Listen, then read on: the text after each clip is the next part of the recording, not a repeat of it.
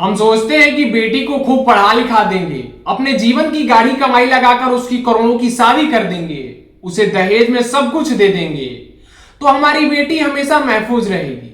लेकिन आज मैं आपको दो ऐसी खौफनाक और दिल चीरने वाली घटनाएं सुनाने जा रहा हूं जो हमारे इस पढ़े लिखे और मॉडर्न समाज के मुंह पर एक बहुत बड़ा तमाचा है।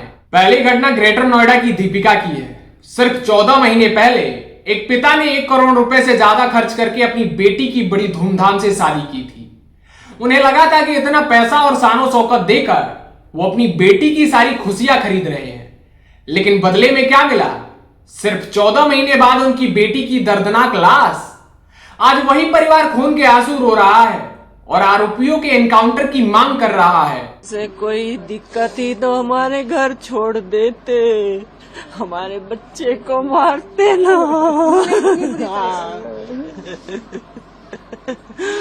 एमए बीएड करवाई थी, बहुत सुंदर सुशील बेटी थी हमारी। अब दूसरी घटना सुनिए। भोपाल की ट्विसा शर्मा 31 साल की एक आजाद और बेहद कामयाब लड़की। वो कोई अनपढ़ या लाचार महिला नहीं थी। उसने एमबीए किया था, वो मिस पुणे भी रह चुकी थी और एक उभरती हुई एक्ट्रेस थी।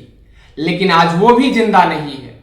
उसकी संदिग्ध मौत के बाद उसका परिवार न्याय के लिए दर दर भटक रहा है। लीक हुई चैट्स बताती हैं कि वो डोमेस्टिक अब्यूज का शिकार थी। वो अपने परिवार को बता भी रही थी, लेकिन फिर भी वो वहीं क्यों रही?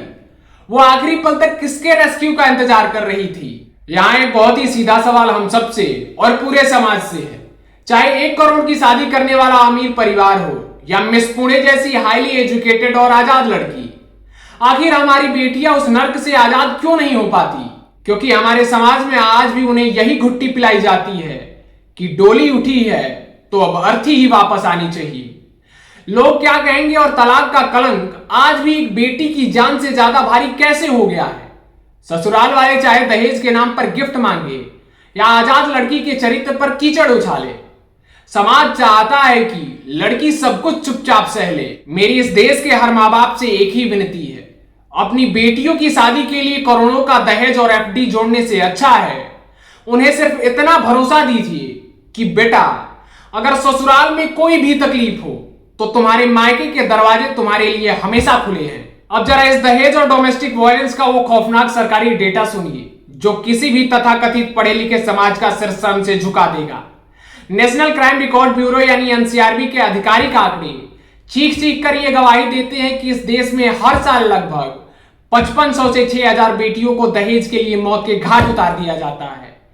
इसका मतलब समझते हैं आप? इस देश में हर दिन औसतन 16 महिलाओं को पैसे और लालच के लिए या तो जला दिया जाता है या फंदे से लटका दिया जाता है, और जो मौत से बच जाती हैं उनकी जिंदगी अपने ही घर में नर्क बना दी जाती है। एनसीआरबी की ही रिपोर्ट के मुताबिक हर साल पति और ससुराल वालों द्वारा क्रूरता के 1,20,000 से ज्यादा मामले दर्ज होते हैं। यानी हर दिन 300 से ज्यादा लड़कियां अपने ही बेडरूम में पीटी या नोची जाती हैं, जिसके चलते हर साल हजारों शादियां टूट जाती हैं। ये कोई मामूली नंबर नहीं है, ये उन लाखों बेबस लड़कियों की चीखें हैं जिन्हें हमारे समाज और सिस्टम ने इज्जत के नाम पर सूली पर चढ़ा दिया है। याद रखिए, आपकी एक जिंदा और तलाकशुदा बेटी दहेज की आग में जली हुई उस लाश से लाख गुना बेहतर है। अपनी आवाज उठाइए और इस कड़वे सच को हर माँ बाप तक शेयर कीजिए, ताकि कल कोई और ट्विसा या दीपिका लोग क्या कहेंगे के डर से अपनी जान न गंवा दे। जय हिंद।